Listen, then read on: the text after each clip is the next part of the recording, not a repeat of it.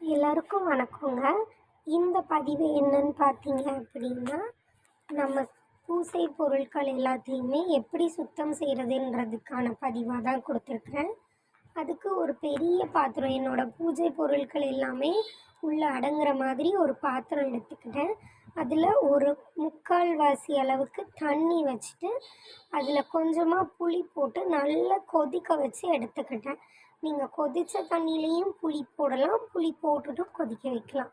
புளி போட்டுட்டு கொதிக்க வைக்கும்போது கொஞ்சம் இன்னுமே நிறைய எஃபெக்டிவாக இருக்கும். ஆனால் கை ரொம்ப சூடாக இருக்கும், பார்த்து யூஸ் பண்ணுங்கள். இதில் நான் கொஞ்சமாக கஸ்தூரி மஞ்சள் ஆட் பண்ணுறேன். எதுக்கு அப்படின்னா, இதோட தண்ணியோட புனித தன்மையை கூட்டுறதுக்காக நான் மஞ்சள் பொடி ஆட் பண்ணுறேன்.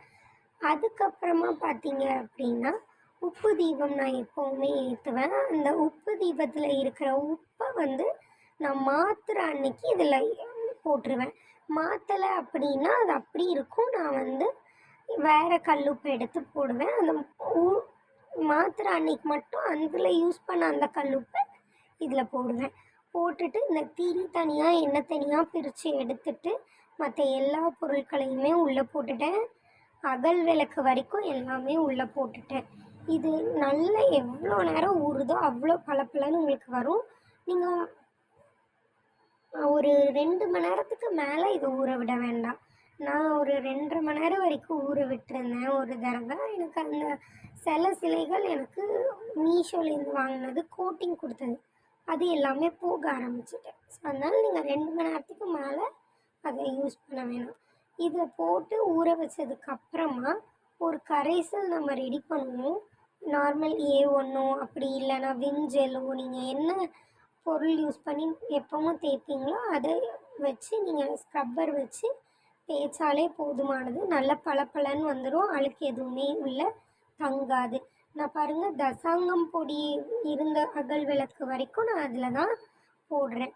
ஸோ நீங்கள் எதையுமே போட வேணான்னு யோசிக்க வேண்டாம். இந்த சில்வர் ஐட்டங்கள் போட வேண்டாம், மீன்ஸ் வெள்ளி பொருட்கள் போடவே வேண்டாம்.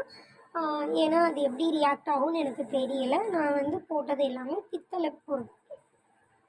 ஸோ அதனால் அந்த மாதிரி பொருட்கள் மட்டுமே போடுங்க. நான் இன்றைக்கி A1 வச்சு தான் விளக்க போகிறேன். என்கிட்ட கொஞ்சம் பழைய A1 இருந்தது.